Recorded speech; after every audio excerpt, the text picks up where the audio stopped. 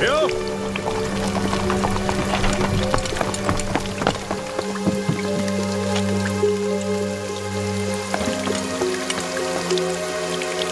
二公子，前面有座亭子，咱们到前面避避雨，休息休息。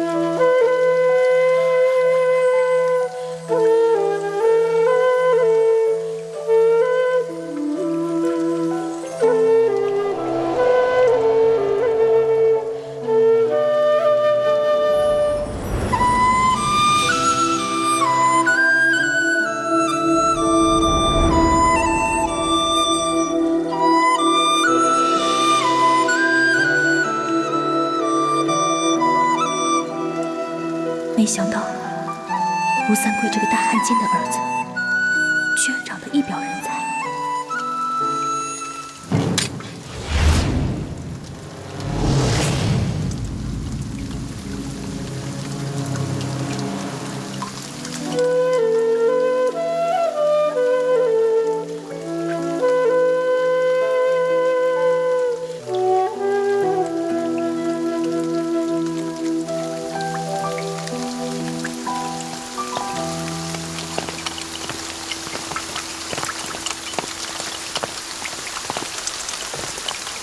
二位，赶快离开这里！我家二公子要在这里休息片刻。哼，这位镖头，这亭子又不是你们的私有之物，更何况是我们兄妹先到，你们后来，凭什么赶我们出去？哎，石镖头，不得无礼。既然大家都在一个亭子里避雨，那么大家都是有缘人。 这个亭子这么大，我们各站一边就好了。这位兄台，麻烦你也把剑收一下吧。石镖头言语莽撞，我替他向二位赔个不是。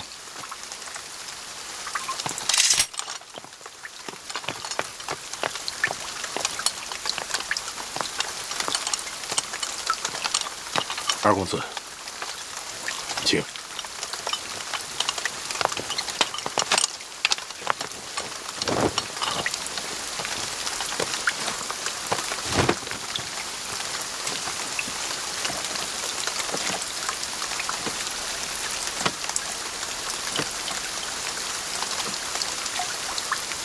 原来这吴二公子是个儒雅书生，那就容易对付了。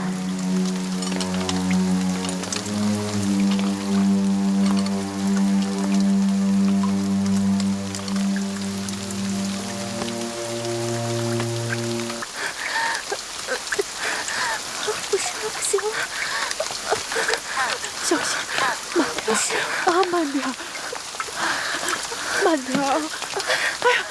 姑娘，求求你帮帮我们吧！快起来！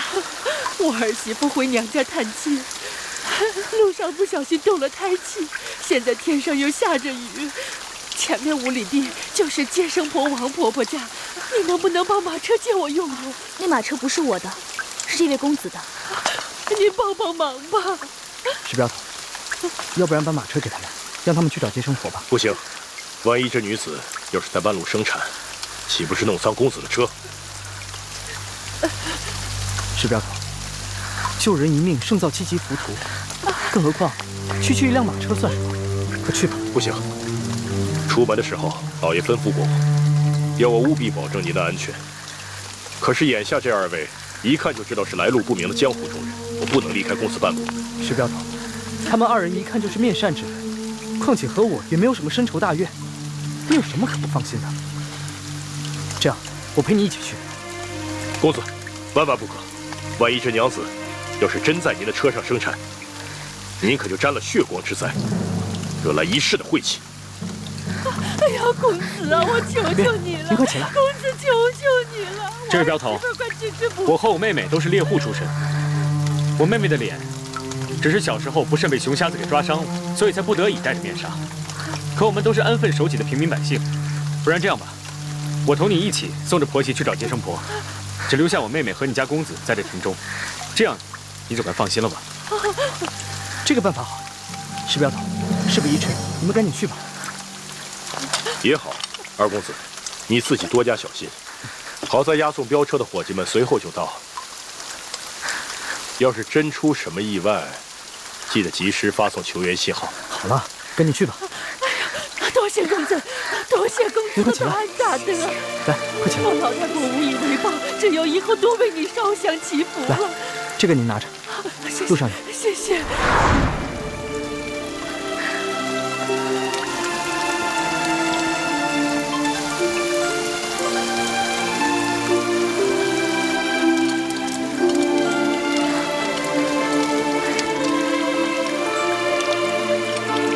你跟我走，慢点。剩下的兄弟们留心点儿。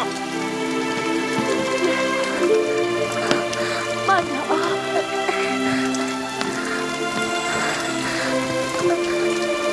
慢点啊！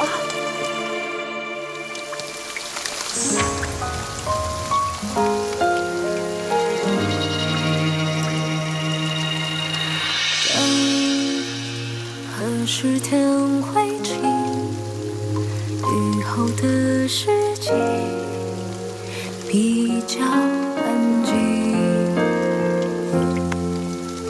听爱情的声音，在思念湖畔回声记忆。轻颤一波，曾经拨弄我的心，久久不能平静。何时才会清醒？醒来之后只想看你的眼睛。我在黑夜等你到黎明，我在这里，你在哪里？思念无来及今夕何夕？许多的愿还留在天边，心里的白发又平添。过一天多谢公子。姑娘，我看这雨一时半会儿也不会停，伞你还是自己留着吧。那就多谢公子了。姑娘，请。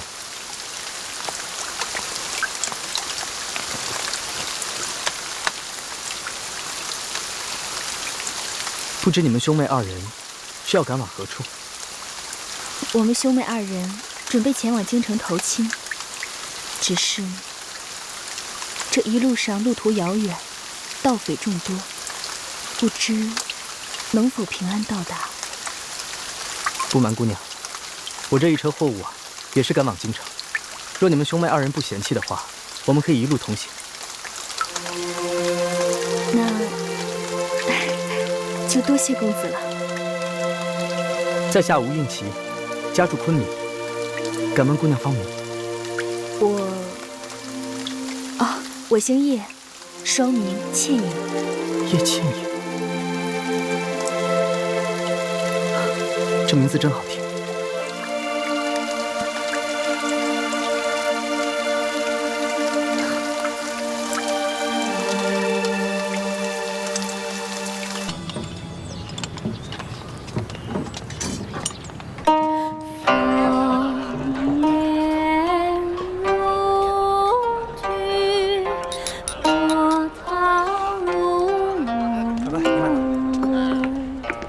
来，昨日在雨中，多亏吴公子侠义相助，否则那婆媳二人性命难保。我们兄妹且待那婆媳二人敬吴公子一杯。不必客气，在下也不过是举手之劳。哎，石镖头，不如跟我们陪饮一杯。走镖途中，我从不饮酒，不过二公子倒可以开怀畅饮，恕在下难以奉陪。真是尽忠职守啊！带回到家中，我一定替你多多进美言。多谢二公子。二公子，我兄妹二人再敬你一杯，多谢二公子容留我们一同进京。倩影姑娘，你实在是太客气了。我们昨日不是共同在雨中救助那产妇吗？还一同见证了一个新生命的到来，这是多么难得的缘分！来，干来！几位客官，赏点钱吧。给。谢谢客官。几位客官，小女子卖艺不易，赏点钱吧。拿去吧。谢谢这位大爷，谢谢这位大爷。爷，等会儿，爷给你这么多钱，是让你陪爷喝酒的。来，陪爷喝一个。我不会喝酒，我真的不会喝酒。敬酒不吃，吃罚酒啊！来，喝一个啊！公子爷，喝吧啊！使不得呀！公子爷，公子爷，公子爷，我这孙女啊，我们就是卖艺，不陪酒啊，把钱还给人家。赏的银两我们无福受用，您收回吧。我呸！本大爷打的赏，能往回收吗？你个瞎老头！我告诉你，今天我不但让你的孙女陪酒，晚上我还让她陪我过夜呢。使不得呀！去你的！爷，过来！你管他干什么你？过来吧！光天化日之下调戏民女，还有没有王法了？哟，这位姑娘别看蒙着面，仔细一看还挺水灵的嘛啊！不错，正好他还没。石镖头，注意分寸。那不如这样吧，卑职明白。你替他陪大爷玩。留着干什么？给我杀！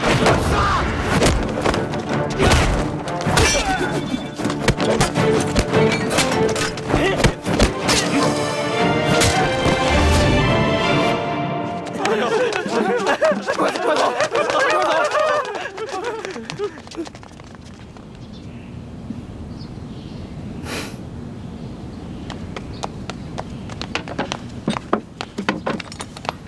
老人家，快起来！那些坏人都已经走了。哎呀，这把琴呢，跟了我50年了，没想到今天毁于一旦了。老人家，您将古琴给我看看，说不定我能修好。公子爷，你会修琴？实不相瞒，在下自幼学琴，所以对于修琴也略懂一些。哎呦，那太好了，那太好了，那有劳您了。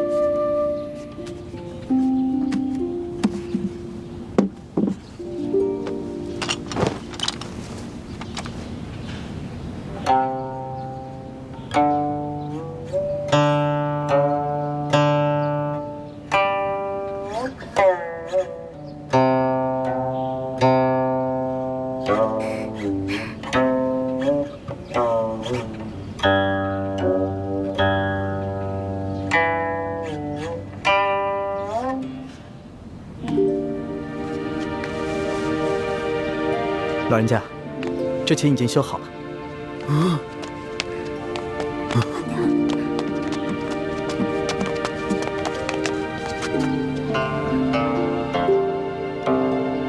公子不光琴艺高超，修琴的技艺也了得呀！太感谢您了。不敢当，前辈您过奖了。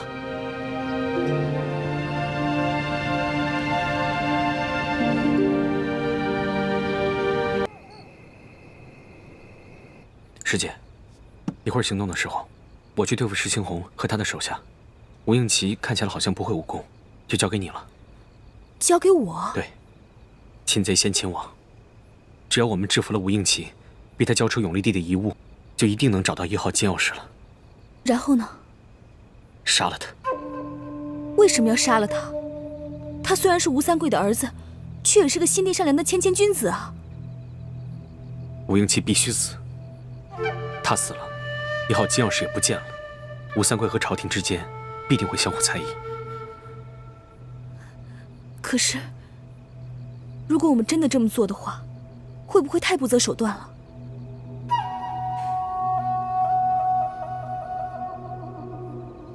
师姐，不要忘了我们的大业。要做大事，就不能有妇人之仁。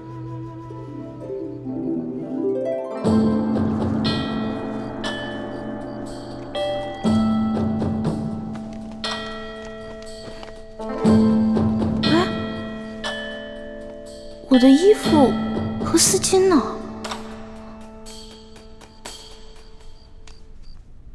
宜欢姑娘，时候不早了，该去皇上的寝宫了。哎，等一下，李公公，我放在这儿的衣服跟丝巾呢？宜欢姑娘，反正也用不着了，我就让宫女们都拿去清洗了。别呀，我还得用那条丝巾呢，李公公。你懂的。宜欢姑娘，你在说什么？咱家听不懂啊。不过你在进宫之前，你爹爹应该教导过你啊。进到宫之后呢，要少说话，守规矩，你应该明白。李公公，您不会是把我那条丝巾故意拿走的吧？侍寝的时候啊，什么都不能带，这是宫中的规矩。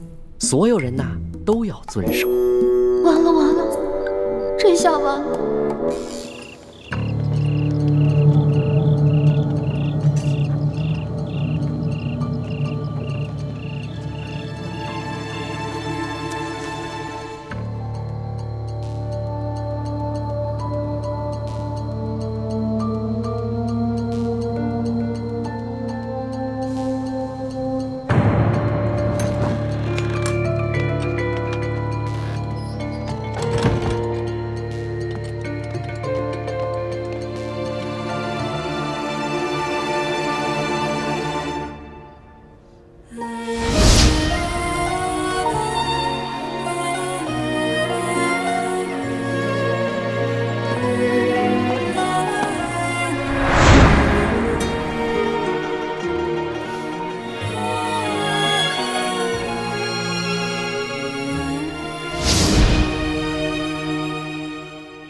都给我精神着点儿，提高警惕，听见没有？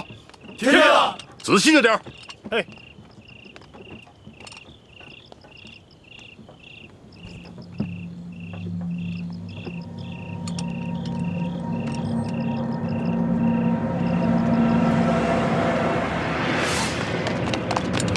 司人，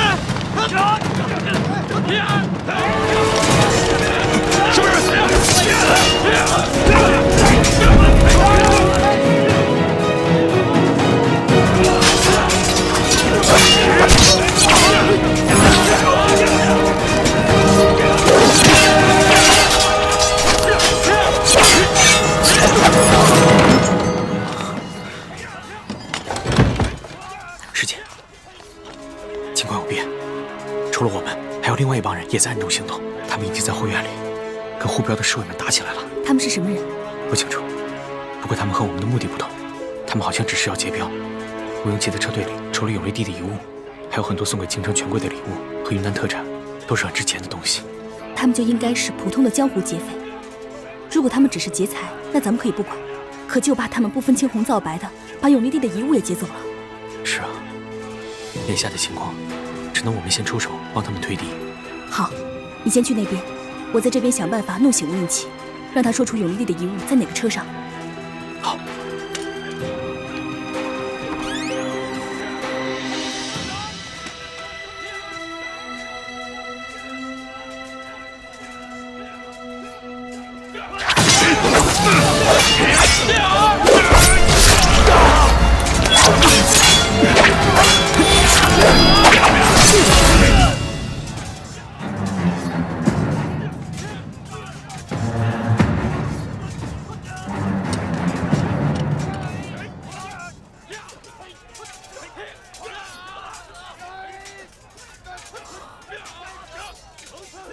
天宇姑娘，你怎么会在这儿？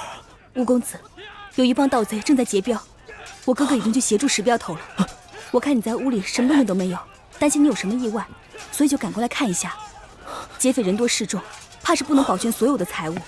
不知你那几车货里有什么是需要我们重点保护的？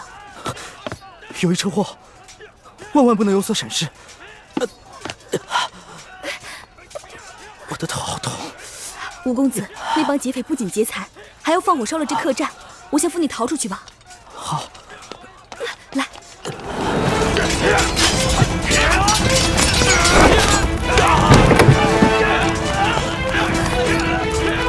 住手！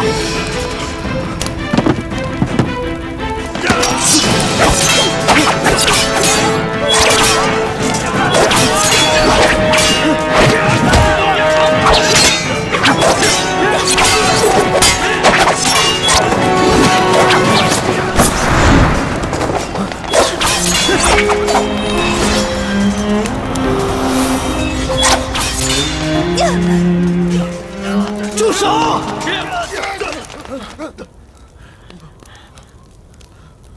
诸位好汉，你们不过是为了求财，又何必赶尽杀绝呢？我这几车货物装的全都是值钱的金银珠宝，你们尽可以带走。不过我这最后一车货物装的东西虽然不值钱，却对我来说有着特殊的意义。你们把这些金银珠宝带走，把这箱给我留下，如何？长江，二公子，让他们走。钱财不过乃是身外之物，又何必多造杀孽呢？嗯。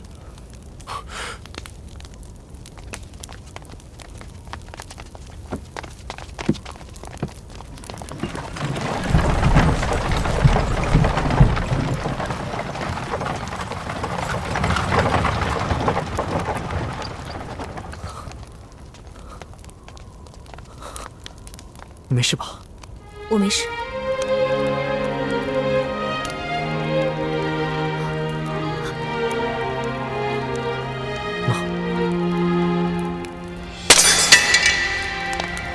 哎，姑娘，怎么办呢？今晚没了丝巾，哎呀，李公公这个家伙，肯定是识破了我的丝巾有迷药，怕他干洗。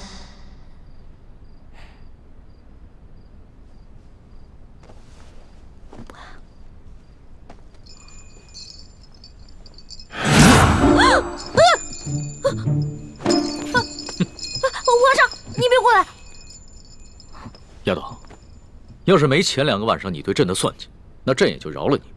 可是是你背信弃义在先，你可别怪朕对你不客气了。等一下，你怎么知道我昨天晚上算计你了？是不是龙三跟你说的？这个死龙三，什么都跟你说了，我再也不理他了。你就别埋怨龙三了，要不是他的话，朕岂能容你这么胡闹？哎，停！干嘛呀？你还想跟朕比试武功啊？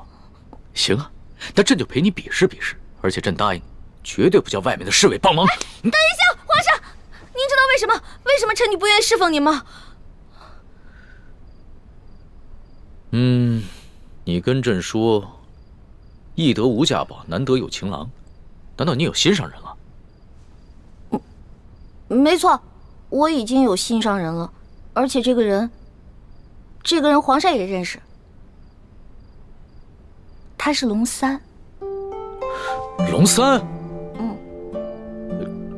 他不是你小弟吗？话虽然这么说啊，但是男女有别嘛，我怎么可能心里真的把他当我兄弟呢？而且我从一开始就喜欢上他了。皇上，如果您要硬抢的话，那我只好为了龙三守节一死了。你肯为他去死啊？没错，皇上，龙三可是您的心腹啊，这古来圣明的皇帝都不可能抢夺自己手下的女人的，而且还会有意成全呢。再说了，您后宫佳丽3000，何必为了我这一个小小的秀女而伤了龙三的心呢？那你怎么知道龙三也喜欢你啊？我虽然不知道他心里到底喜不喜欢我，但是我敢肯定的是，我在他心里一定占了很重要的位置。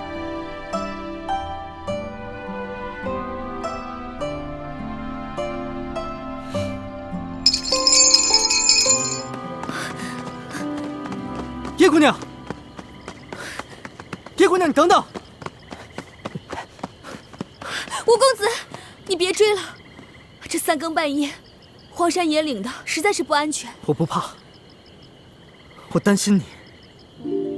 姑娘，你本是行侠仗义的江湖儿女，武功高强，勇敢善良，可是内心却不该如此的脆弱。况且一个人的容颜再美，也会逐渐老去。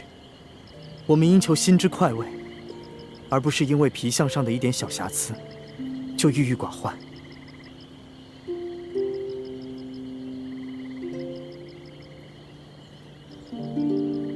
姑娘若是不嫌弃，就用我这手帕稍微遮一下吧。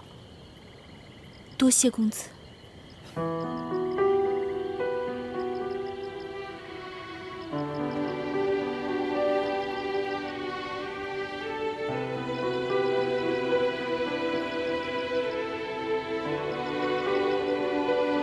姑娘，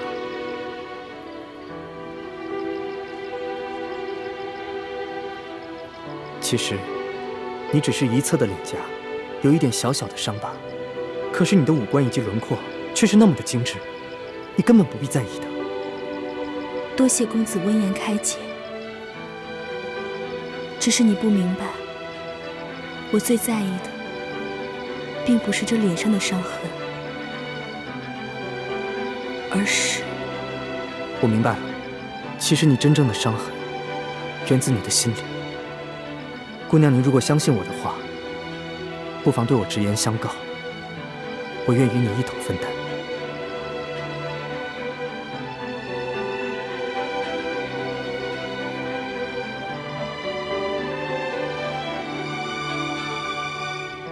我这脸上的伤，是9岁那年落下的。那天，我妹妹缠着我，非要我陪她到山上玩。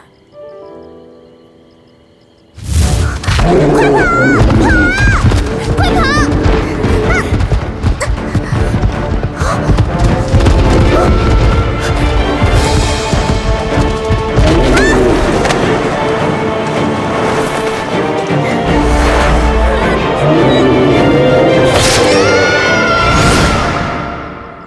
我能明白你的感受，在那么危急的情况下，你的爹爹没有先救你，而是救你的妹妹。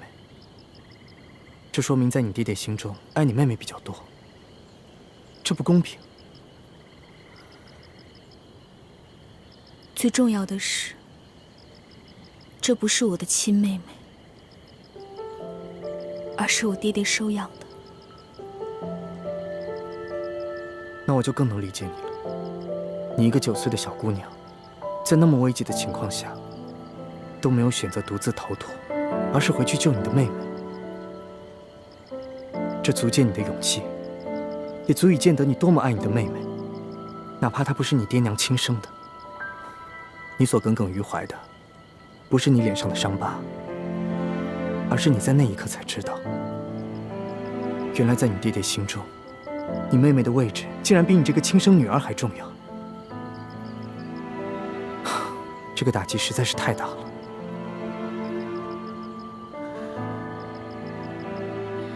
谢谢吴公子，这么理解我，让我说出了藏在心中这么多年的心事。其实，我平时就不敢想，一想我就会恨自己。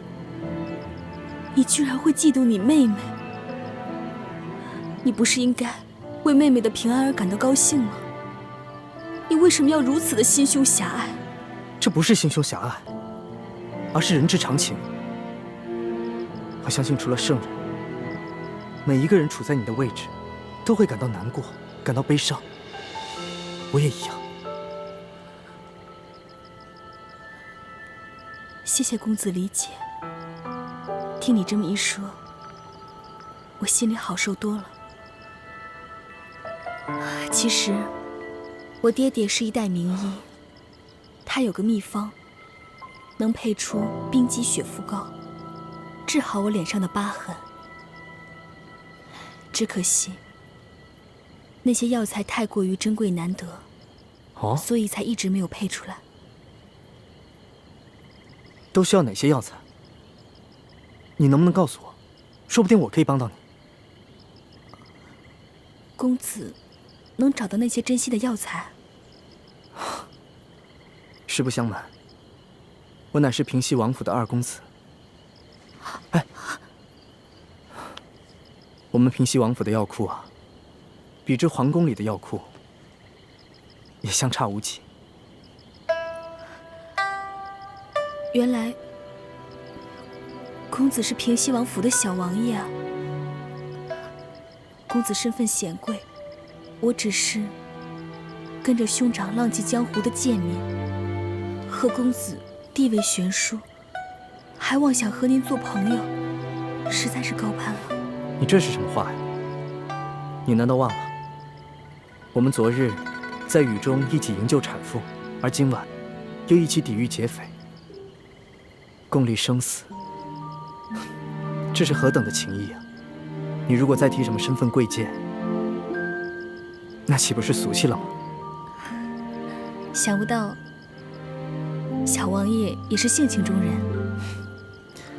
倩影姑娘，你如果真的拿我当朋友啊，就不要再叫我什么小王爷了。何况我也是庶出，也没有资格继承我父王的爵位。我看干脆啊，以后我们就直呼其名，好不好？那以后我就称你二公子。哎呀，快点！石镖头，二公子，你可算回来了。我刚才腿受伤了，根本就追不上你们。叶少侠也找你们去了。我没什么事，刚才不过是陪倩影姑娘在外面散了散心。啊，今天多亏倩影姑娘和叶少侠相助，不然我这一车祸怕是保不住了。公子不必多礼，我们既然有缘同行，就是朋友，互相帮助也是应该的。不知那车货装的是什么，竟然比那些财宝还珍贵。你问这个干什么？我只是出于好奇，如果不方便回答，就当我没问。嗨，也没什么不能说的。这车货物啊，是我奉旨押送的前明永历帝遗物。二公子，石镖头，事到如今，如果再遮遮掩掩的话，那岂不是太不够朋友了吗？本来啊，我父王打算派200精兵护送我前往的，但是我嫌因此会惊扰沿途的百姓，所以便伪装成运镖的，低调行事。可是没想到，还是碰到了劫匪。事到如今，我也不敢再贸然前行了。就快进入山西境内了，我也只能派人通知山西总兵书记，让他派人护送我进京。公子体恤百姓，实在是令人感动。不过，就算是今晚出了意外，刚才那些劫匪也只是看中了财物，如今剩下这一车，在常人眼里看来，并不值钱的东西反而安全了，又何必再惊动当地的官府呢？倩影姑娘说的也有道理。公子，万万不可呀！这车货虽然不值钱，但毕竟是朝廷下了明旨索要，就一定有它特殊的用意。万一再出了意外，不仅卑职性命难保，只怕还会连累到公子，甚至王爷。所以，万万不可再大意，还是尽快通知舒总兵前来护送的好。好吧，就按你说的办吧。这帮劫匪个个武功高强，不像是乌合之众，倒和我们一样，像是经过特殊训练的。我虽然之前练功走火入魔受了内伤，但对付几个劫匪不应该如此吃力，而且他们的身份很是蹊跷。但他们却只是劫财，对吴应奇押送的永历帝遗物却一无所知。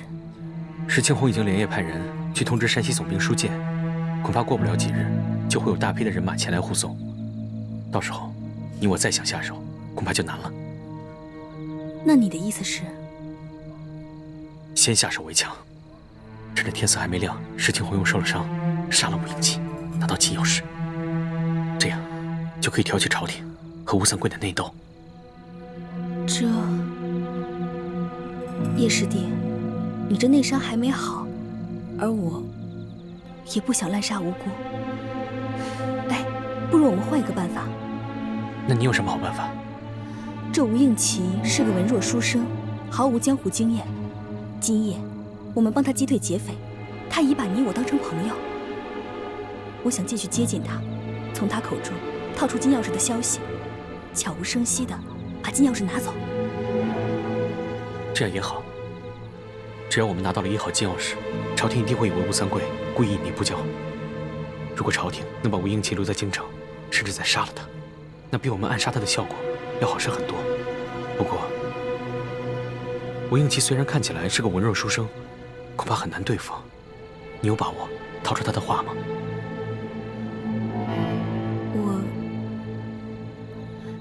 我试试。刚才我看你逃走，吴应期居然不顾一切、奋不顾身地追了出去，看来他很在意你啊。哎呀，叶师弟，你别乱猜。以他的身份，怎么会在意像我这样的女子啊？师姐，我知道你平时有些自卑，所以沉默寡言，也不愿意跟我们这些师兄弟亲近。其实你脸上只是有一点小伤，其他都无可挑剔。在我们大家心中，你也是一个非常完美的姑娘。我看得出来，吴应期对你很有好感。你何不就此机会，兵不血刃的拿到金钥匙呢？老大，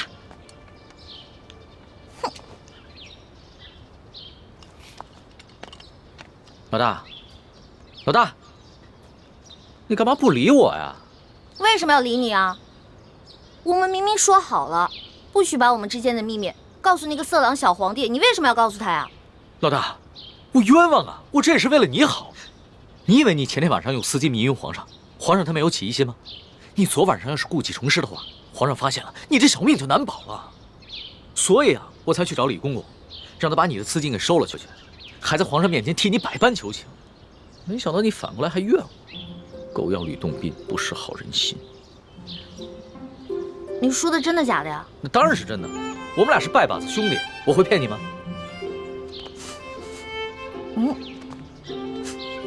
昨晚又喝酒了？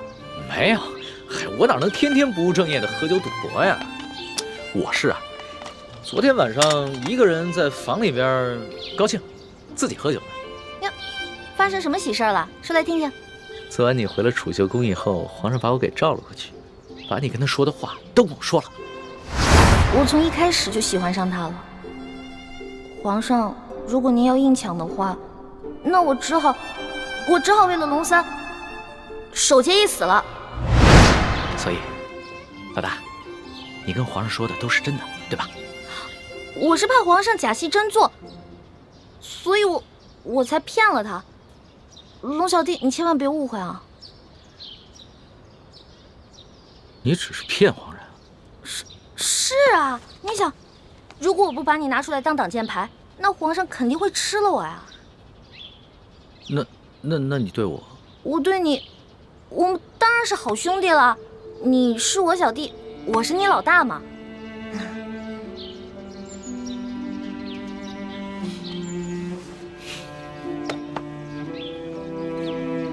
怎么了？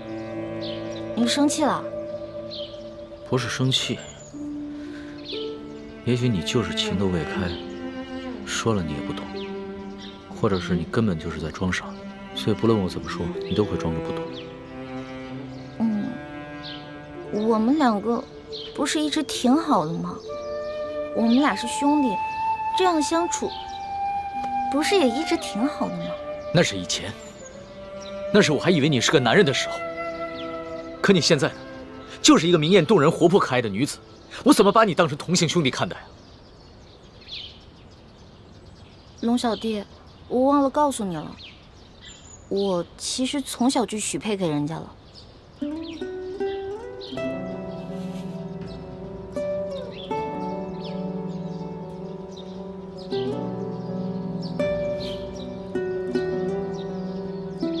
所以你很爱那个人是吗？为了他，你连皇上的临幸也不要，对我更是不屑一顾。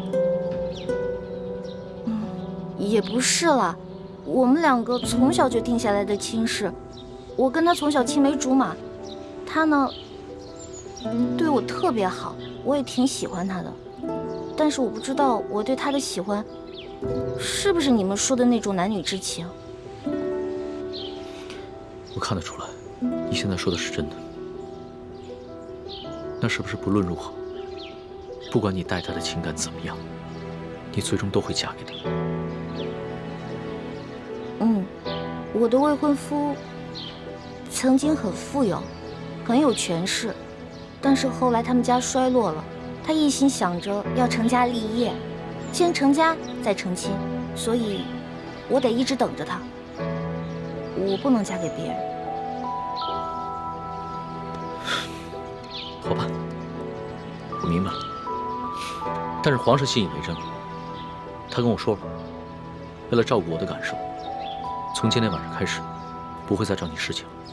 真的？哎呦，龙小弟太好了，多亏了有龙小弟，要不然都没有人在这宫里罩着我了。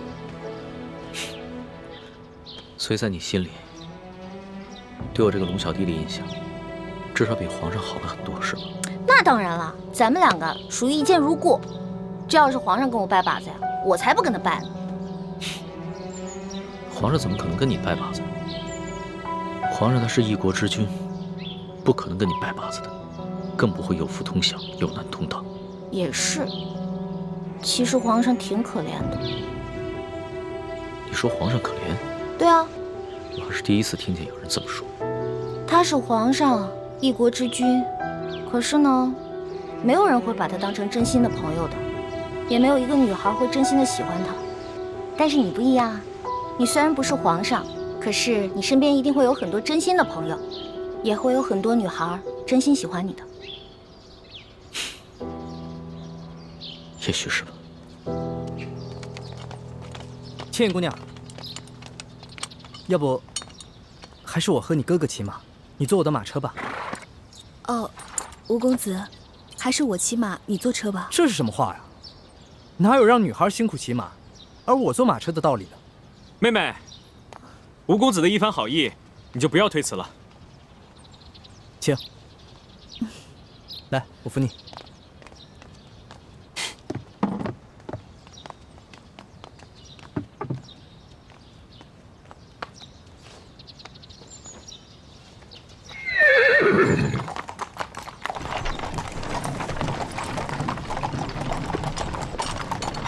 宣皇上口谕，封秀女易欢姑娘为答应，入住永和宫。谢皇上恩典。都起来吧。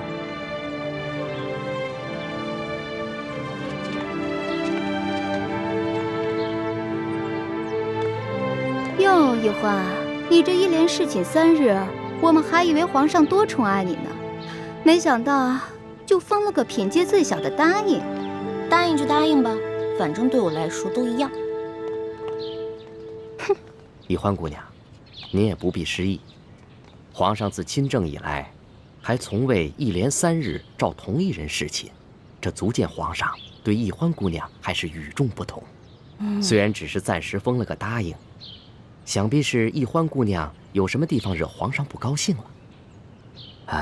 皇上只是稍稍惩戒一下，只要易欢姑娘能够吸取教训，想必皇上还会有恩旨的。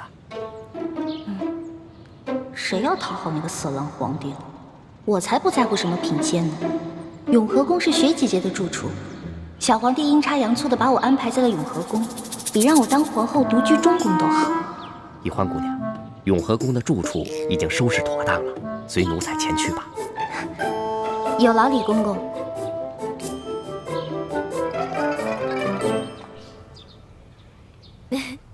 真想不到，皇上正巧把你安排在永和宫。这下咱们姐妹俩可以日夜相伴，互相照应了。就是啊，我本来特别讨厌那个小皇帝，结果他这么安排吧，我现在都不讨厌他了。又开始任性了。六师傅，反正现在人都出去了，你赶紧做吧，哪有徒弟坐着，师傅站着的道理啊？欢儿，这是在紫禁城里，不是在咱们明珠谷，这里可没有什么师傅徒儿，这里啊，只有这丽贵人、欢答应和雪嬷嬷。只要记着这一点，你的言行才不会露出破绽。记住，要尽快适应这宫中的生活，谨言慎行，一切以完成任务为重。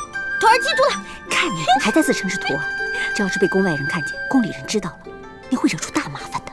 哎呀，嬷嬷放心，欢答应啊，只是还没有适应她的新身份，我会慢慢教导她的。谢谢丽贵人啦。哎，说真格的，这清宫规矩。要正3品以上才有资格做1宫之主，入住正殿。眼下我还只是个正7品的贵人，所以只能住偏殿。不过啊，好在这个永和宫就只有我一个小主，省去了和其他嫔妃混住的许多麻烦。这也算是皇上对你我的优待了。不过徐姐姐，都说伴君如伴虎，你在宫里陪着皇上，是不是特别辛苦啊？为了光复大明的大业，再辛苦，也不值一提。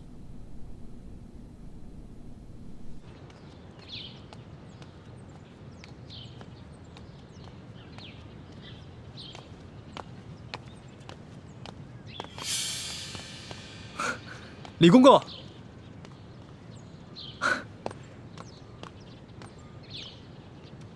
李公公安好。你是那个太医院新来的李太医吧？正是。卑职乃陕西榆林人士，刚入太医院不久，还望公公多多关照。好说好说好说。哎，你刚刚说你是陕西榆林人士？正是。听公公的口音，也是陕西人吧？哼，咱家也是陕西榆林人士啊，入宫几十年了，没想到在宫中还碰到了老乡。看来卑职跟公公还真是有缘，不仅是同姓，还是同乡呢。不知公公老家在榆林何处啊？咱家在榆林皂角村。那真是太巧了，卑职老家也在榆林皂角村。哦，公公家里都有何人呢？说不定我还认识呢。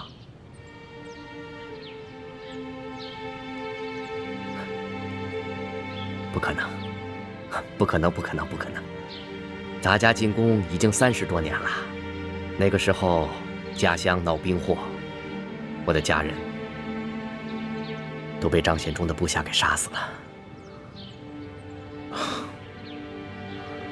卑职不小心触及了公公的伤心事，实在是抱歉。无妨无妨。李太医，你是咱家在这宫中遇到的第一个同乡，又都姓李，这说起来，咱们500年前还是一家人呢。你放心吧，咱家日后一定会多多照应你的。多谢公公。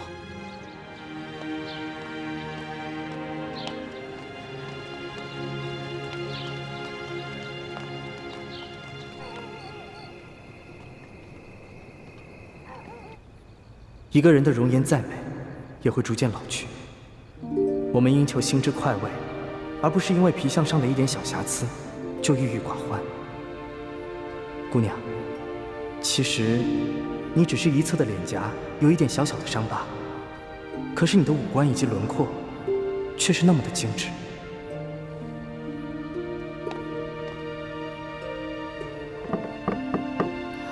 谁？是我，吴应琪。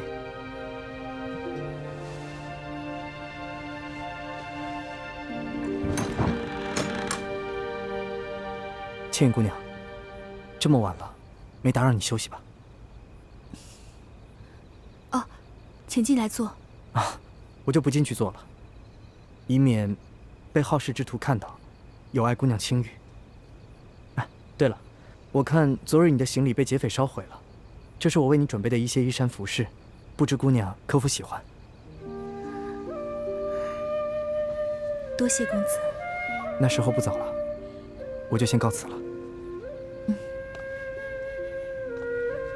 哎，等一下，公子，你的腿怎么了？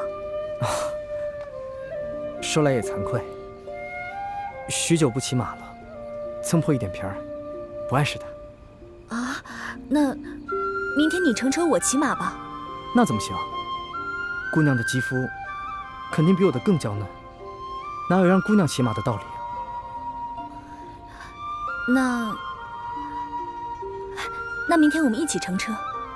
公子的腿伤，等好了之后再骑马也不迟啊。这恐怕不太方便吧？有什么不方便的？公子，你不是说过吗？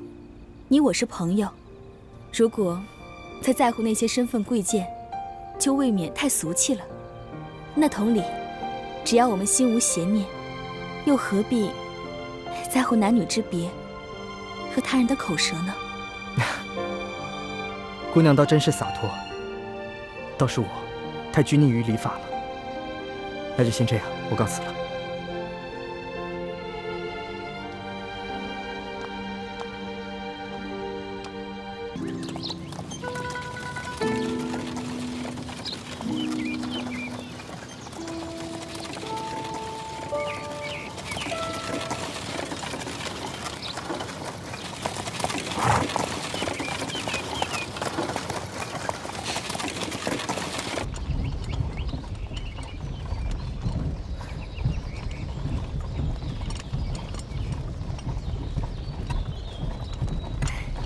倩影姑娘，我送给你的衣服，可还合你心意？都很好，不仅质地好，做工也很精致，也很合身，有劳公子费心了。那你为何不穿呢？这旅途之中，风尘仆仆的，我舍不得。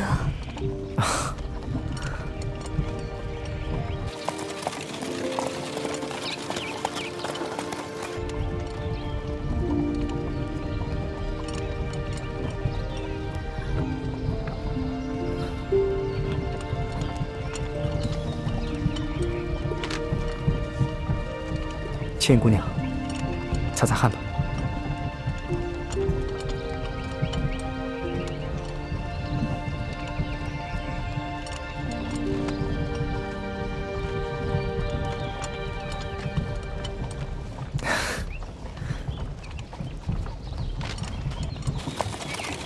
停！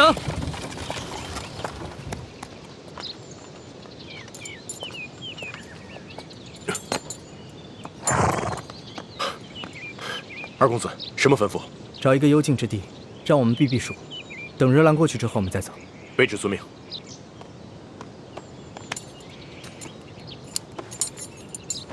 撤！撤！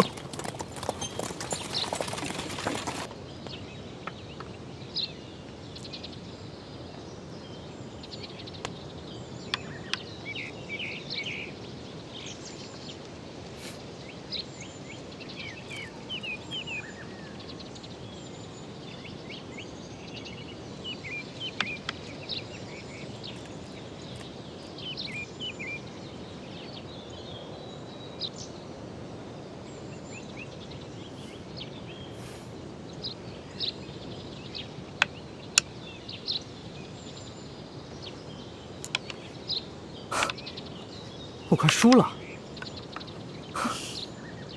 倩影姑娘不仅武艺高强，连棋也下得这么好。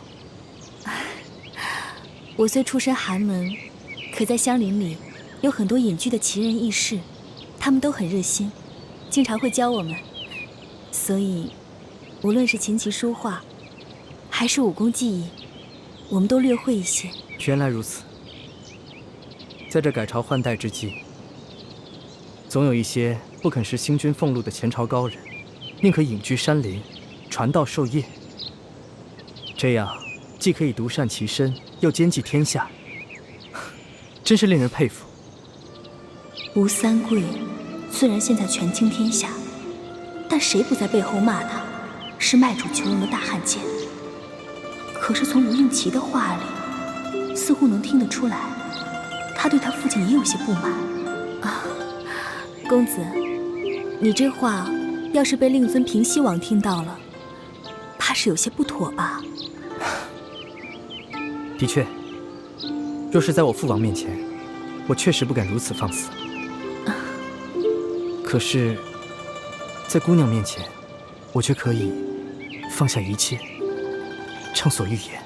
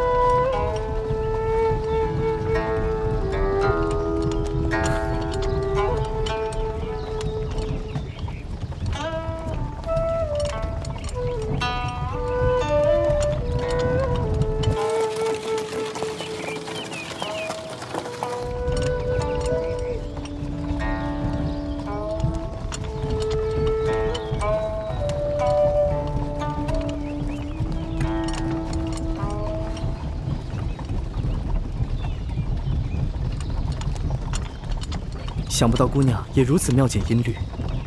妾也是听到公子琴声优美，一时兴起，献丑了。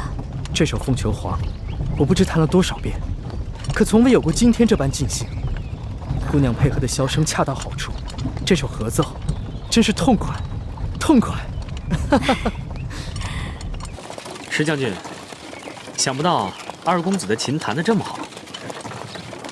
我家公子琴棋书画无所不精，只可惜他不会武功。不过有石将军这样的高手坐镇，想必他也可以高枕无忧了。我家公子最喜欢弹的就是这首曲子。不过在下是个粗人，戎马一生，不懂音律。哎，叶少侠，你可知这个曲子是什么曲子？此曲名为《凤求凰》，乃司马相如所作。相传，他曾经以此曲隔空向卓文君示爱，最终俘获了卓文君的芳心。是吗？没想到叶少侠自称猎户出身，竟然如此博学多闻。哈哈哈哈哈！石将军说笑了，在下可算不上博学多闻，只不过临湘有一个私塾先生酷爱古琴，我有幸听他抚过此曲罢了。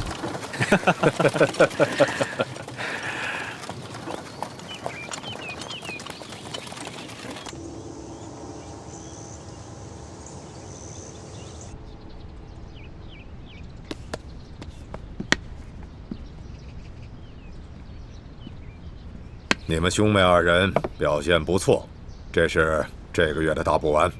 请大人放心，卑职兄妹一定会竭尽全力报效中堂大人。这个厉贵人伤势如何？他受了重伤，经卑职用心医治，才算保住了性命。不过他失血过多，尚需调养。其实，你不必这么费心地医治这个厉贵人。卑职不太明白。皇上一连3日宣奕欢进殿侍寝，最终也只封了他一个品质极小的答应。随后，皇上一连几日宣厉贵人作陪，用不了多久，这个厉贵人便会再次升迁。像这样一块绊脚石，留着他有何用啊？大人的意思是，厉贵人舒婉心，是山西总兵舒建的独生女儿。这个舒建是索尼一手提拔的亲信，这个索尼素来和老夫不和。好在几年以后，索尼病老而死，但是他那一派的势力，仍是老夫在这宫中一大阻碍。所以老夫认为，说什么也不能让舒建的女儿受宠。那这次厉贵人遇刺，自然是老夫安排的。这2个宫中的内线，武功虽然不高，但是对付一个弱女子，应该是绰绰有余。结果还是失手了。听内下回报，说这个厉贵人表面上惊慌失措，其实却是成功的避开了要害，好像会武功。这个厉贵人出身于武将世家，会些简单的功夫，也未尝不可能。所以要找一个更好的办法。要不露痕迹的解决掉这块绊脚石。你是一个聪明人，用不着老夫再教你怎么做了吧？大人的意思是，要卑职借着治伤的时候下毒，万一被人发现了，卑职只怕性命不保啊！你尽管去做，有老夫在，自会保你周全的。卑职遵命。好多了。真是奇怪，厉贵人已经遇刺好几天了，可是这皇上只派人过来慰问过2次，自己却从来没有亲自过来看望他。这皇上不是很宠爱厉贵人的吗？这有什么奇怪的？宠又不是爱。皇上年少风流，后宫嫔妃众多，他不会把我真的放在心上的。就算康熙不是真的喜欢你，但鳌拜居然敢勾结内侍，行刺后宫的嫔妃，这对于他的君王权威来说是一个极大的挑衅，所以康熙绝对不能容忍。他不来见你，一定还有别的原因。我虽然入宫不久，也没能见过康熙，但我能感觉到，他是一个城府很深的皇帝。大师兄，还是让小师妹尽快去找龙三吧，告诉龙三，鳌拜就是行刺我的幕后主使，试探一下康熙的反应。自从龙三知道欢妹之前对康熙说的都是些谎话之后，龙三似乎就生气了，再也没有出现过。连欢妹给他发出的约会信号，他也都是置之不理。也许不是龙三置之不理，而是他正奉了康熙的命令，在忙着调查我遇刺一案。我看，还是让小师妹主动去联系他吧。这是挑起康熙和鳌拜争斗的绝好机会，千万不要错过。好，我听龙三说过，他经常在御书房当差，我让欢妹去试试，看看能不能找到他。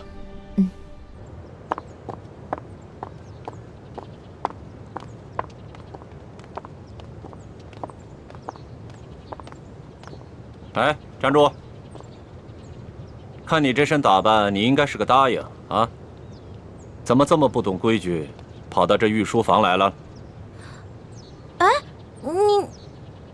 你怎么这么眼熟啊？啊，我想起你来了，原来你也是侍卫，在御书房当差啊。龙三呢？我要见龙三。你是？你忘了我了？大概3个月前吧。当时刑部正押着一群要犯，去菜市口斩首，咱们碰到了。当时你跟龙三在一起，想起来了吗？哎，小孩儿，哎，干嘛呢你啊？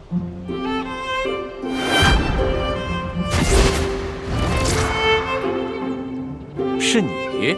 我呀？哎，你是个女的，还进宫当了个答应。龙三呢？龙三？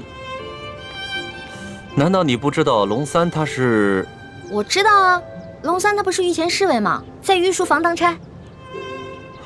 哦，他是这么跟你说的。我明白了。龙三他今天不在，你身为答应，也是后宫中的人，没有宣召呢，不得随便来到御书房，以免惊了圣驾。现在皇上啊，马上就要退朝来御书房了，啊，你赶快回去吧。哦，龙三也不在，走就走嘛，皇上哪那么容易就惊了圣驾呀？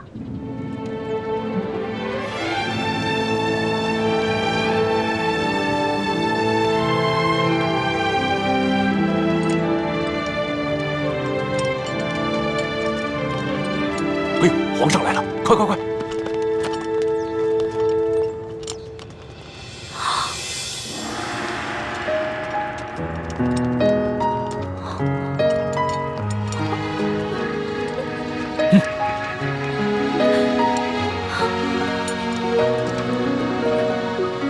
你见了皇上，为什么不跪呀？你是皇上。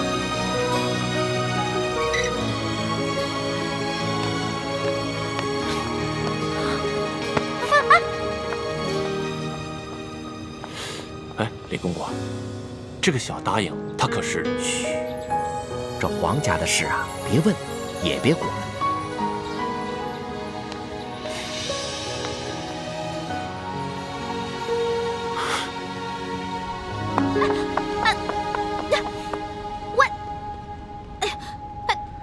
你到底是谁啊？你是皇上还是龙三啊？嘘，我不是皇上，我是龙三。那外面的人为什么称呼你为皇上，还给你跪下了？我真的不是皇上，我只是长相和声音都酷似皇上，所以啊，被皇上选做替身了。你是皇上的替身？对呀，我只是皇上的替身。我们这大清啊，虽说入关数十余年，可是根基还未稳，这皇上又还年少，刚刚亲政不久。不管是那些潜明余孽，还是那些妄想谋朝篡位的权臣，都有暗杀皇上的企图。就拿这个鳌拜来说，连顾命大臣苏克萨哈都敢杀，还勾结内侍给皇上下毒。所以啊，皇上时常让我扮成他的样子。我就说嘛，你吓死我了！你怎么可能是皇上呢？你要是皇上的话，怎么可能半夜3更的去御膳房偷东西呢？还跟我结拜兄弟了，是不是？对对对。所以皇上3日侍寝不肯让我看他的样子，一直戴着面具，就是怕我发现，是不是？对呀。所以你现在知道了，为什么你在宫里面打听不到侍卫龙三这个人？因为我不是普通的侍卫，我不站班啊，我只是在必要的时候出来替皇上一下。那也就是说，你是皇上的替身，那也就得替皇上挨刀子了。我身为臣子，当然要效命于皇上了。再说，皇上待我不薄，我也是心甘情愿替他卖命。龙小弟，你太可怜了。你说你当皇上的替身，皇上对你好，说白了就是让你去给他卖命。哼，从古至今，所有的皇帝都一个样，自私自利，全都是冷血无耻之徒。老大，你就别当我的面说皇上的不好了，你这不是为难小弟吗？哎，你今儿怎么想起跑这御书房来找我了？还说呢，几天都不理我。我有重要的事情要告诉你。重要的事情？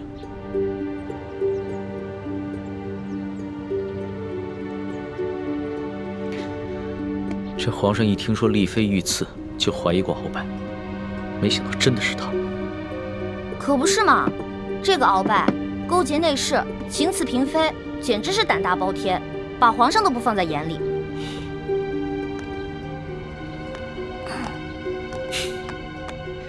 老大，你是不知道啊，这鳌拜把持朝政多年，这朝廷上下、宫中内外全都是他的势力。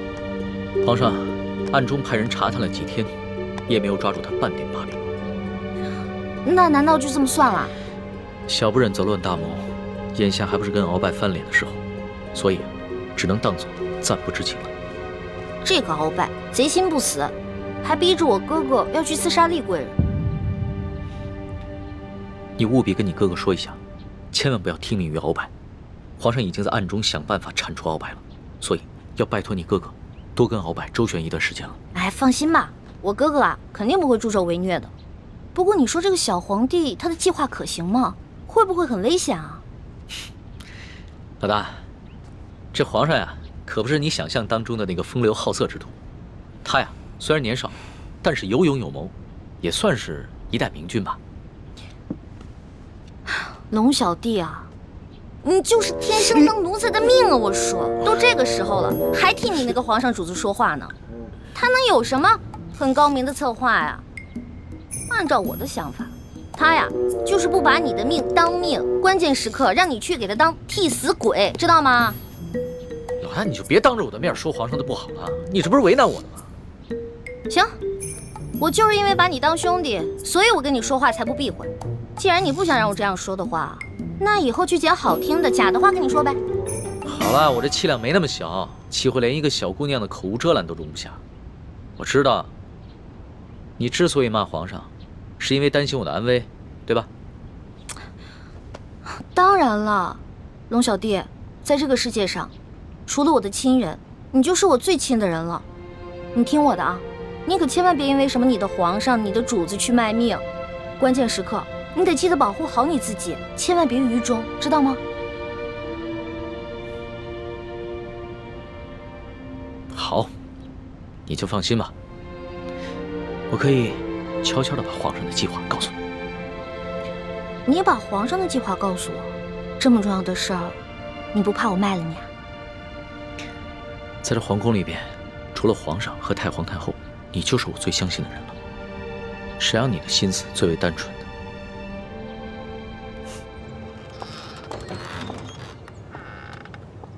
李德福，送欢答应回永和宫。这。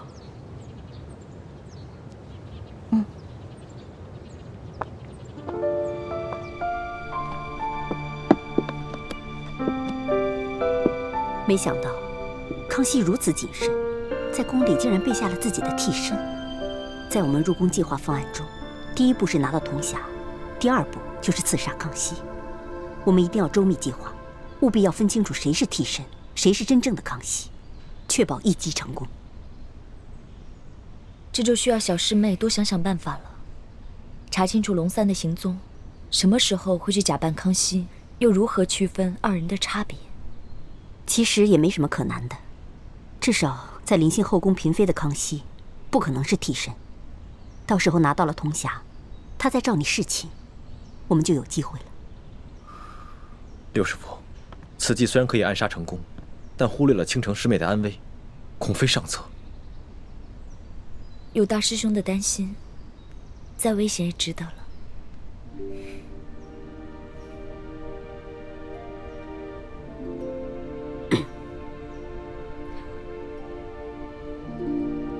这行刺康熙的行动是下一步计划，还早着呢。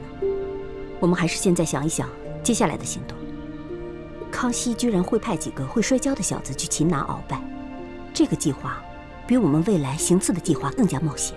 不如我把康熙擒拿鳌拜的计划告诉鳌拜，鳌拜岂会坐以待毙？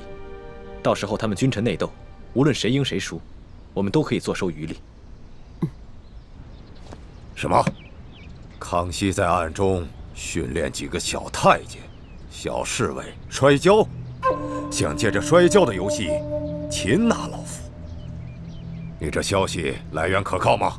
他已经开始怀疑行刺厉贵人的幕后主使就是中堂大人，所以加强了对厉贵人的保护，卑职想尽办法也无从下手。这康熙少年老成，若是他真的想拿下老夫，那他绝不会向任何人透露半点风声。更何况，老夫乃大清第一勇士，这康熙岂会指望几个只会摔跤的少年就能拿得下老夫呢？这种计划太过儿戏了。说不定他们是想钓鱼吧，想让老夫主动上钩。若是老夫先动手，那就中了他们的计了。那他就可以名正言顺地下诏拿下老夫了。中堂大人思虑周密，卑职佩服。不过，宁可信其有，不可信其无。若是皇上单独召见中堂大人，大人小心防备为好。老夫这大清第一勇士可不是浪得虚名，又怎会怕他那几个只会摔跤的少年呢？更何况老夫在宫中埋伏下了不少的心腹死士。若是康熙小儿真的敢冒险与老夫翻脸，那老夫定会让他后悔莫及。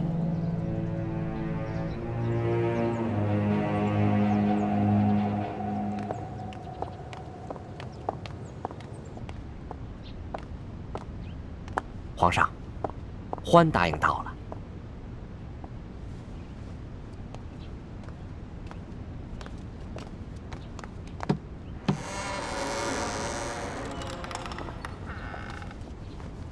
奕欢，叩见皇上。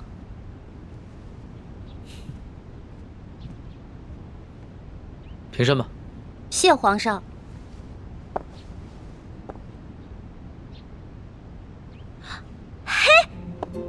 是你呀，龙小弟！哎呦，你小气的，你给我装什么皇上啊？这皇上跟龙三竟然长得一模一样，你怎么知道在你面前的是龙三，不是皇上呀？我怎么可能不知道啊？皇上啊，那3日侍寝，虽然把灯光调得很暗，而且还戴了个面具，但是我可以看他的眼睛啊，他的眼神跟你完全不一样。你的眼神呢，温柔体贴，他不是。皇上看你的眼神很冷漠疏远吗？也不是。他看我的眼神有一种猎人看猎物的感觉。哎，我也说不清楚，反正那种感觉就很奇怪，就是觉得他不是什么正经皇帝。要不是你们俩眼神不一样啊，我还真认不出来。哎，对了，你叫我来干嘛？我这次叫你过来呢，是想跟你道个别。道别？你要去哪儿啊？还记得我上次跟你说过的要擒拿鳌拜的计划吗？今天就是计划展开的日子。皇上已经宣召鳌拜单独来御书房觐见，所以我要亲自动手，和那些训练已久的侍卫和太监们一起擒拿鳌拜。什么？你要亲自跟鳌拜动手？鳌拜可是大清第一勇士，你亲自动手你就死定了。鳌拜一日不出，皇上就无法真正亲政。而且鳌拜手握军权，皇上也不敢下旨捉拿鳌拜。但是鳌拜此人呢，自恃武功甚高，性格极为孤傲，他绝对想不到皇上会找几个摔跤手在宫里边要擒拿他，这样出其不意，反倒有可能成功。而且皇上还安排了李公公在茶里边下了一些药，鳌拜喝了以后就会内力尽失。李公公，皇上让李公公来协助你？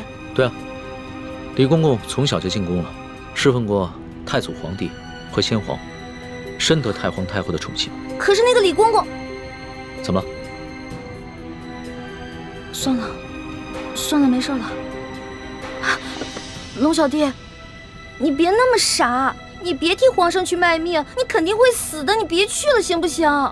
所以啊，特意让你过来，跟你道个别。毕竟我活到这么大，你是跟我关系最特殊的人。这一世，我可能只能做你的龙小弟，是你的结拜兄弟。可是来世，我希望做你的青梅竹马。老大，你怎么哭了？我们两个是结拜兄弟，说好有福同享，有难同当的。你要是去送死了，就凭我这三脚猫的功夫，根本救不了你。那如果你死了，那我也得去死啊！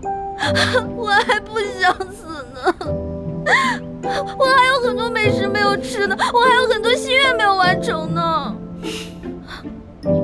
那你就别陪我去死了，让我自己一个人死就好了。反正我在九泉之下也不会怪你，顶多变成厉鬼来缠着你。呸！你明知道人家心里特别着急，你还说这样的话。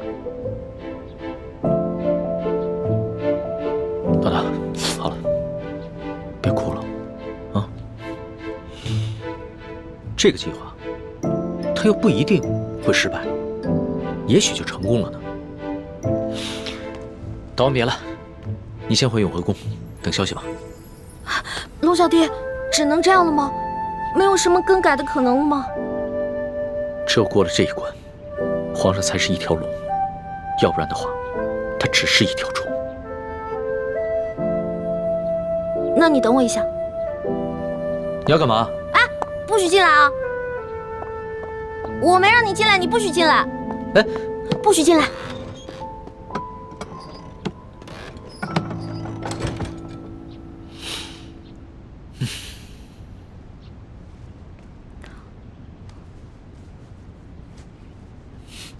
老大，你好了没有啊？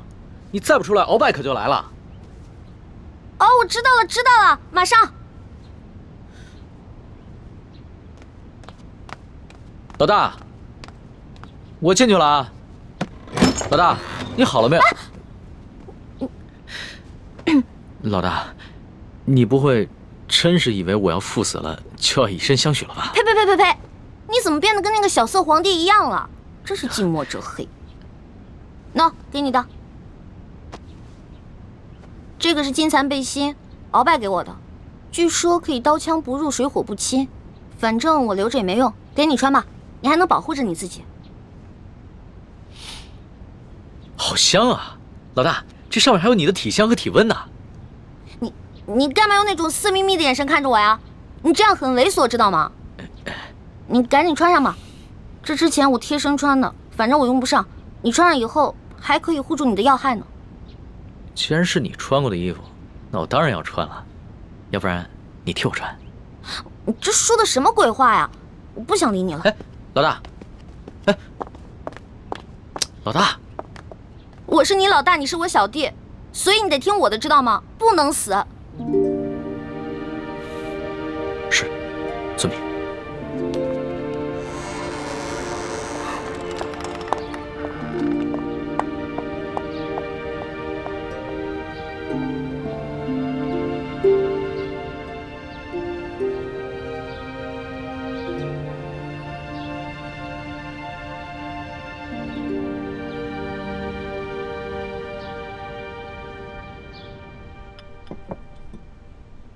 六师傅，康熙擒拿鳌拜的计划如箭在弦，一触即发。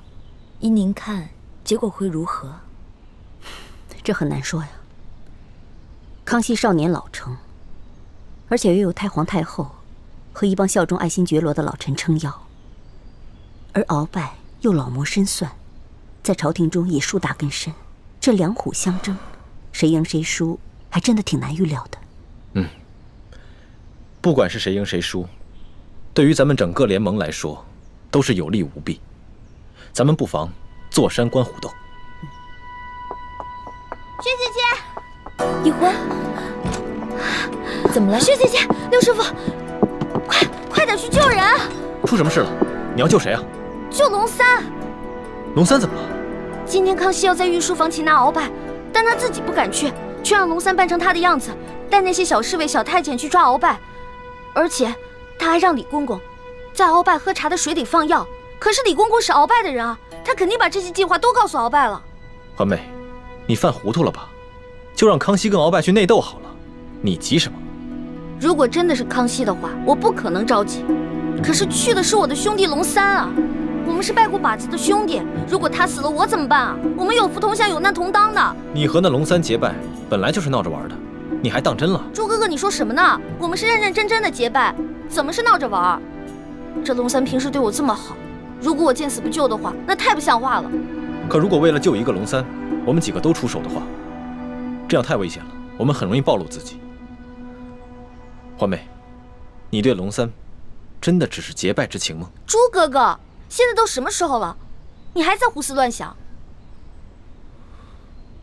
大师兄，小师妹虽然任性顽皮，但是她还是很有是非原则的。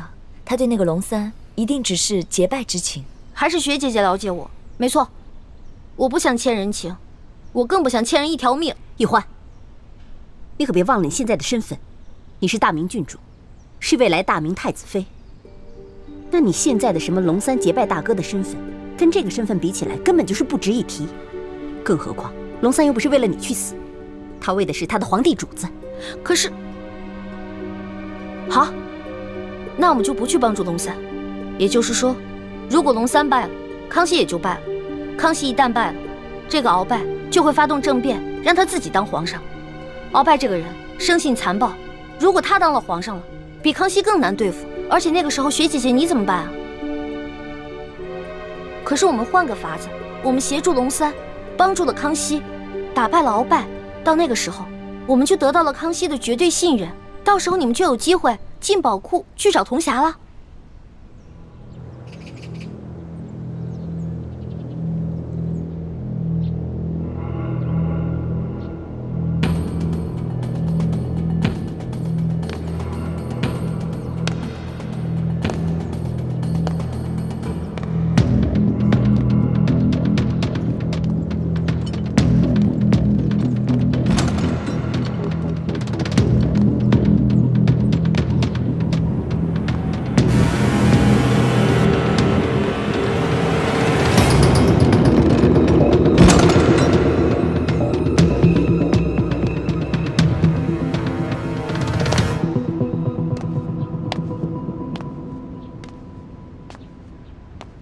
奴才参见皇上。免礼，赐座。谢皇上。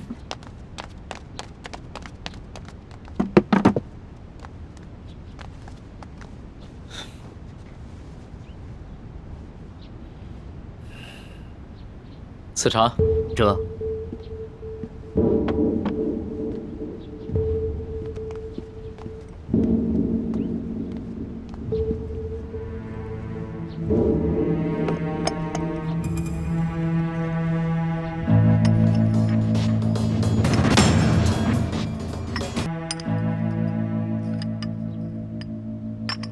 王少保，这些茶都是今年新摘的龙井，是昨个浙江巡抚刚刚送进宫的，你不妨多品一品，看看比之安徽的银毫如何？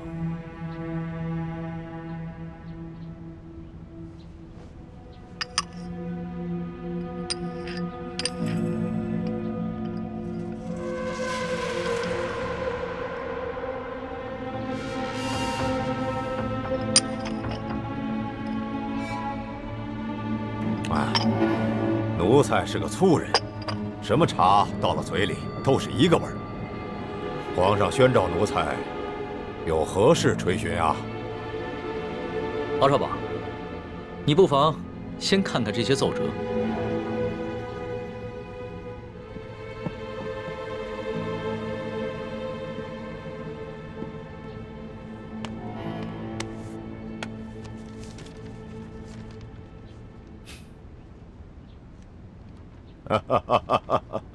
你笑什么？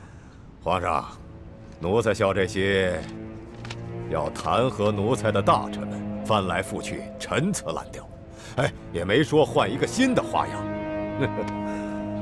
这上面还有许多奏折，你不妨都看看。不必了，想来左右仍不过是些什么擅权自专了、欺君罔上了、结党营私、诛戮大臣。你说这些，全是些子虚乌有之事。鳌拜，你！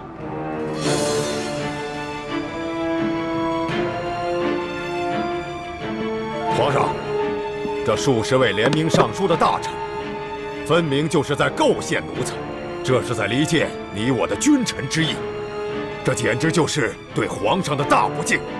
奴才恳请皇上下旨，让奴才把这些乱臣贼子一一捉拿。你凭什么说这些弹劾你的奏折都是构陷之词？皇上，这些要弹劾奴才的奏折，究竟是什么性质？那仅仅是在皇上的一念之间。现在就看皇上是相信要弹劾奴才的这些大臣们，还是要相信奴才了。鳌拜，你当着朕的面撕毁奏折，言语无状，在你的眼里还有朕这个皇上吗？这奴才的性情一向是如此，皇上忘了，皇上经常夸奴才性情憨厚耿直，怎么到了今天就说奴才是言语无状了呢？奴才自辅政以来，哪天没有要弹劾奴才的奏折？皇上和太皇太后一向是看都不看就直接给了奴才，怎么到了今天，皇上就拿这些奏折来斥责奴才了呢？这么看来，不是奴才的眼里没有了皇上，而是皇上的心里根本就没有奴才了。到了现在，你还在强词夺理，丝毫没有悔改反省之心，真是让朕心寒呐！好了，皇上，你也不必处心积虑地挑奴才的刺儿了。皇上现在无非是翅膀硬了，想独揽大权，嫌奴才碍眼了。还是老话说得好，鸟进弓藏，兔死狗烹。皇上要如何发落奴才，就请直言吧。好，鳌拜，朕知你辅佐三朝，劳苦功高，朕看你不如安心找一个地方颐养天年吧。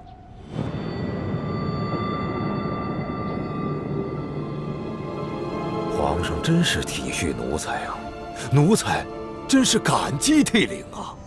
但是皇上，你不要忘了，奴才是先皇遗命的辅政大臣，担负着协助皇上处理朝政的职责。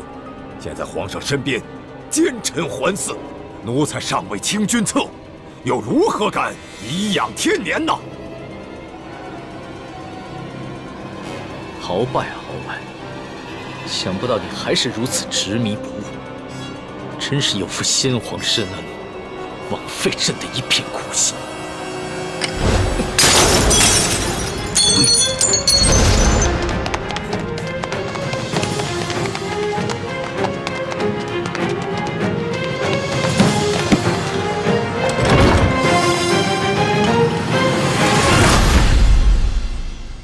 按理说，我们站在康熙这边，得到的利益会更大一些。可是现在我觉得，鳌拜获胜的可能性会更大。如果我们站错了队，那我们将会前功尽弃。那我们再等等吧，看情况，再随机应变。不能再等了，猪哥哥，你都不知道，龙三的武功还没有我强呢。鳌拜一只手直接把他掐死了。欢妹，这么重要的事情，我们当然要权衡一下。好，那你们权衡吧，我等不了了，我得去救我的龙小弟了。哎，欢妹，一欢对这个龙三有点过于担心了。大师兄，我觉得小师妹说的不无道理，眼下就是一场豪赌，我们把赌注押给康熙，对我们似乎更有利。我等不了那么多了，我得去救他。哎，太子，我也跟你一起去。不能去。倾城，为什么？你不能去。无论康熙和鳌拜谁胜谁负，你我都不能暴露身份。可是鳌拜号称大清第一勇士，我担心大师兄不是他的对手。你放心，太子自有分寸。如果情形不对，他一定会及时发出求救信号，到时候我们再见机行事。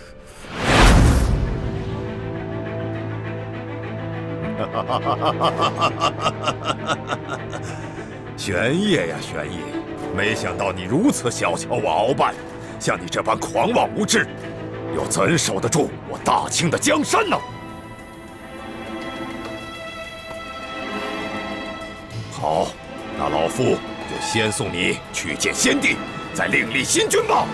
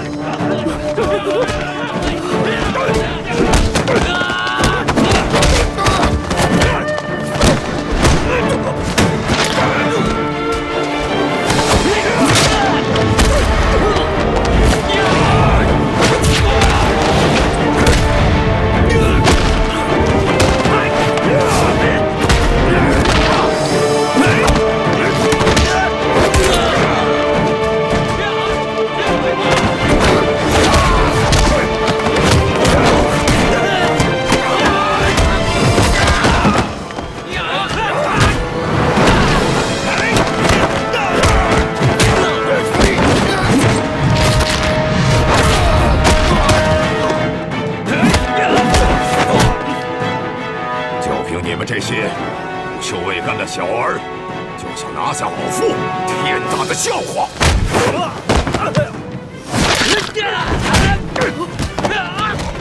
李德福，这让你准备的东西你备好了吗？回皇上，奴才岂敢抗旨？奴才确实在茶里下了内力散，奴才也不知道为何会失去效果呀。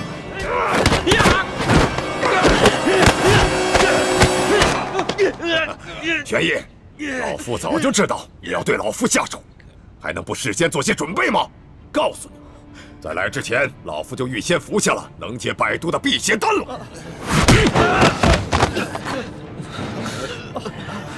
快起来！只要抓住了鳌拜，官升3级，赏金1000两。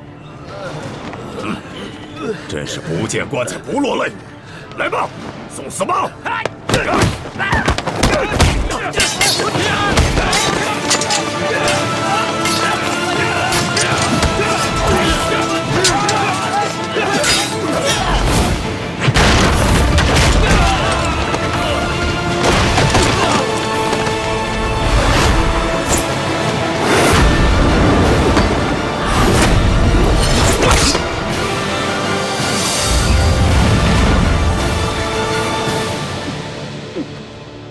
皇上，你这是想和老夫比试比试武功吗？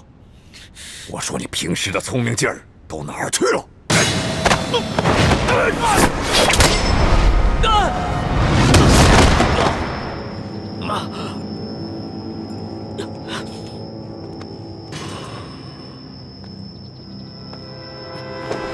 龙小弟，我来救你！没事吧？易欢，你疯了吗？你这个月的大补丸不想要了吗？义父，对不起了，请恕干女儿要大义灭亲了。你别忘了，你哥哥和你都服下了老夫的大补丸。我告诉你，一旦毒发，你们会死得苦不堪言。鳌拜，咱们来做个交易吧，你放了皇上，我也求皇上放了你，怎么样？老夫真是看走了眼了。老夫原本以为你是一个聪明伶俐的丫头，没想到你这般幼稚。站住，鳌拜！你已经中了我的7步之岛，如果你现在强行运功的话，你在7步之内就会毒发身亡。鬼丫头，你以为老夫会上你的当吗？就算老夫中了7步刀，也会在7步之内一样先毙了你们的命，让你们为老夫陪葬的。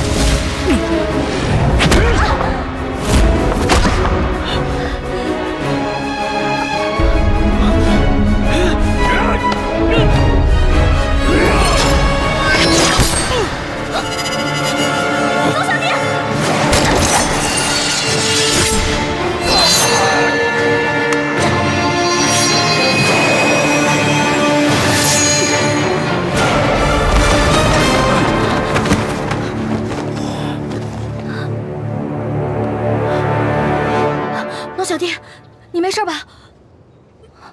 来，没事，慢点。没事，还好有你的金层背心。拦住他们，我去救皇上。你去吧。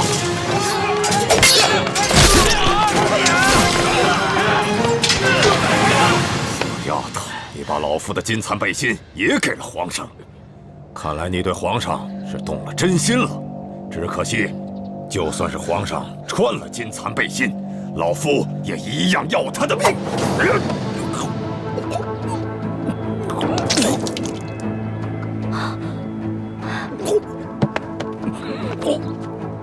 鳌拜，你果然与众不同啊！别人中了我的7步岛，只能走7步，没有想到你追了我们这么多步才倒，厉害啊！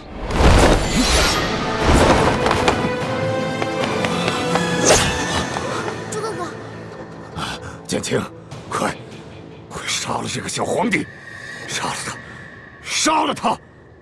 就是大功一件，老夫就会把你们兄妹2人的大补丸的解药给你们，还会升你为太医院的院判。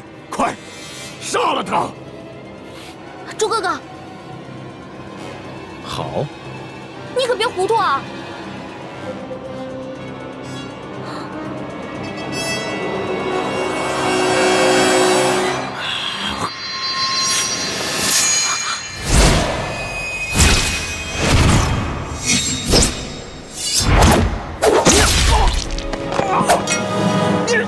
中堂大人，你忘了，我是易欢的哥哥，当然要帮自己的妹妹。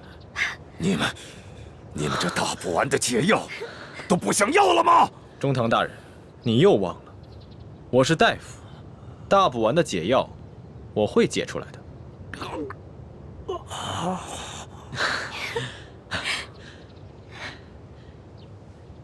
老大，你怎么受伤了？怎么流这么多血啊？我不知道，我居然受伤了。哎，你疯了！你撕龙袍是杀头之罪，是我的。好。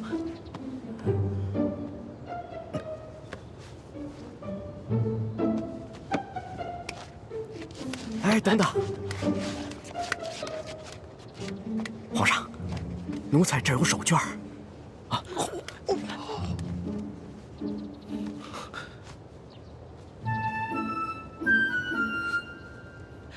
些了吗？嗯。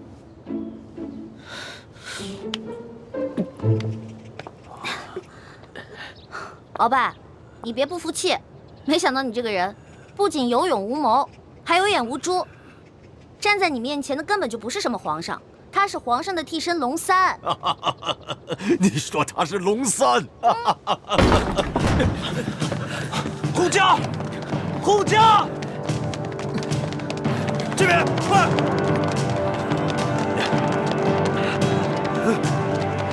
启禀皇上，情况果然如您所料，这宫中藏着数十个鳌拜的手下，奴才按照您的吩咐早有准备，才顺利的将他们拿下。好，擒下鳌拜。这，来人，拿下鳌拜。这，他真是皇上？对，这就是当今皇上。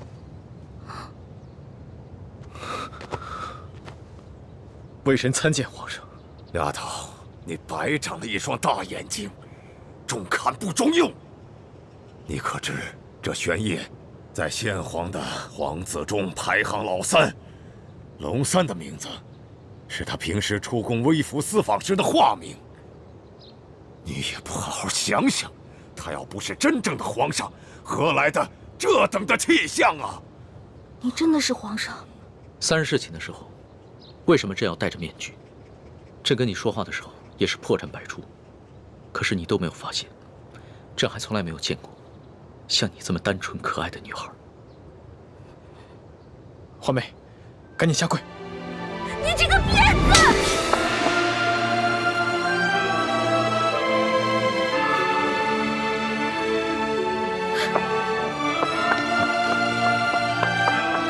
皇上，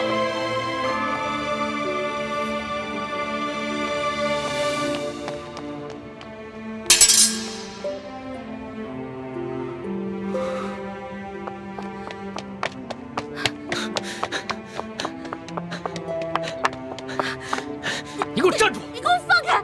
你就是个混蛋，你就是个无赖！你吃了雄心豹子胆了！你不仅敢打朕，还骂朕是骗子无赖！你本来就是骗子，本来就是无赖！你知不知道你现在说的每一句话，都够砍你100次头了？砍吧，反正现在鳌拜已经被你制服了，留着我这个猪脑袋也没什么用了。好，你不怕死是吧？那你哥哥呢？你知不知道你打了朕要被诛9族的？好啊，你先是利用我，现在利用完了对吧？我没有价值了，你就知道欺负我，砍我的头，还要诛我9族，有你这样欺负人的吗？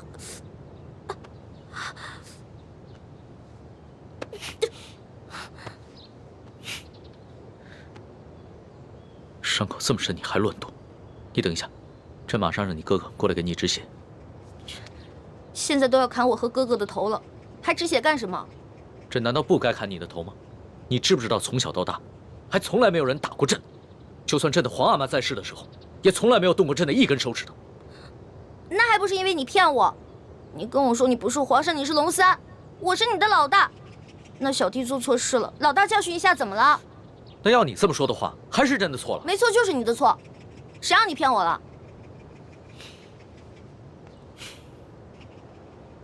不过龙小弟，你不会真的要砍我跟我哥哥的头吧？你说呢？你当着那么多人的面打了朕，朕要是不惩罚你一下的话，还怎么君临天下呀？你还有没有良心啊？刚刚是谁冒死帮你跟鳌拜拼命的？刚刚你确实挺勇敢的。朕原本以为你就算真的担心朕，但也只会躲得远远的。我现在真是后悔了，早知道我就应该让鳌拜把你大卸8块的。这要是被大卸8块，你也好不到哪儿去。你忘了你跟朕结拜过？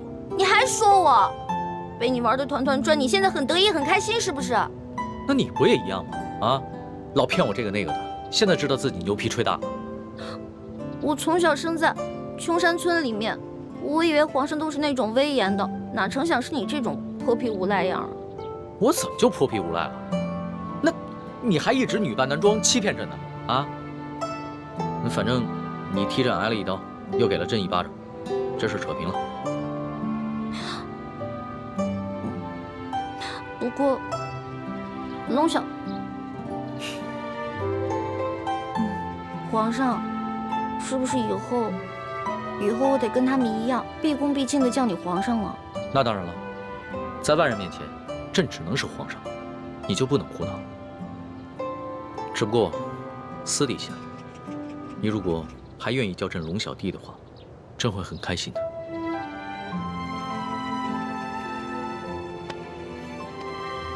是不是疼死了？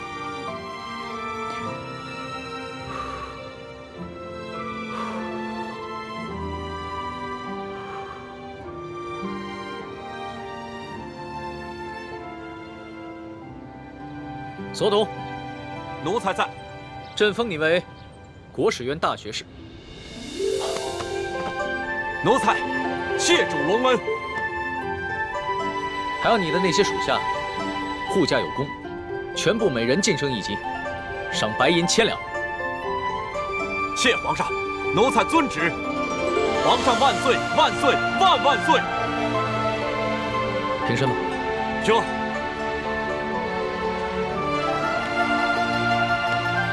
李建清，臣在。朕封你为太医院副院判，赏黄金100两。皇上，臣之医术还不够格担任太医院副院判一职，若是勉强忝居高位，于臣也未见有益。臣护驾乃是臣分内之事，不求封赏，只求当好一名御医。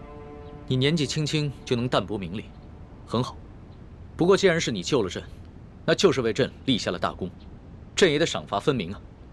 你要是不愿意升职的话，那朕就赐你一件黄马褂，准你有急事的时候，可以直接穿着黄马褂进宫见朕。多谢皇上。欢答应。奴婢在。你为了帮朕铲除鳌拜，不惜冒着生命危险潜伏在鳌拜的身边，还识破了鳌拜要给朕下毒的阴谋，为朕擒下鳌拜立下了首功，可谓是有胆有识、有勇有谋的女中豪杰。你想要什么，尽管说出来，朕都会遂你的愿。皇上，奴婢只有2件事想请求皇上。这第一件事，想让皇上撤去奴婢的答应之位。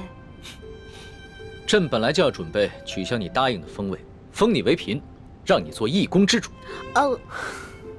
皇上误会了，奴婢不是嫌答应的封位太小，而是奴婢只想做一个小小的宫女。为什么？因为奴婢的满八旗身份是鳌拜帮我伪造的，之前为了迷惑鳌拜，所以皇上给奴婢封了一个答应之位。可是现在鳌拜已经就擒了呀，所以奴婢也没有必要再假意的做皇上的后宫嫔妃了。这有什么的？朕早就想过了，找一个八旗的宗亲认你做义女，赏你们李家一个满八旗的身份就是了。其实这跟吉起也没什么关系。最主要的是，奴婢年少的时候家里给奴婢定了亲，虽然奴婢的未婚夫前几年外出游学，暂时失去了联系，但是婚约还是在的，所以奴婢没有办法侍奉皇上。你的意思是，将来有可能还是要出宫，去跟你的未婚夫完婚？这大清朝跟历代历朝都是一样的，推崇信义为先，这婚约自然也要遵守，所以奴婢就不能侍奉皇上，希望皇上成全。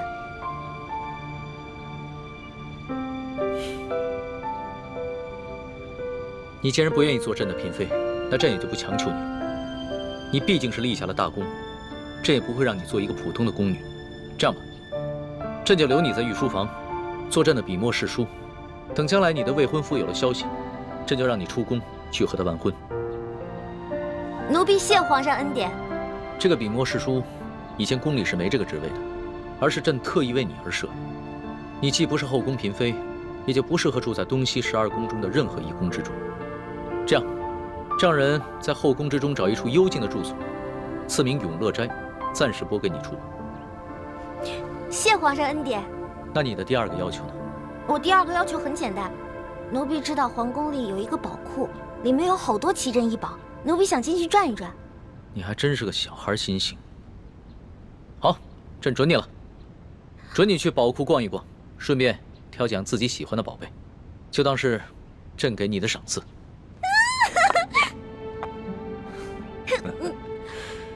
多谢皇上恩典。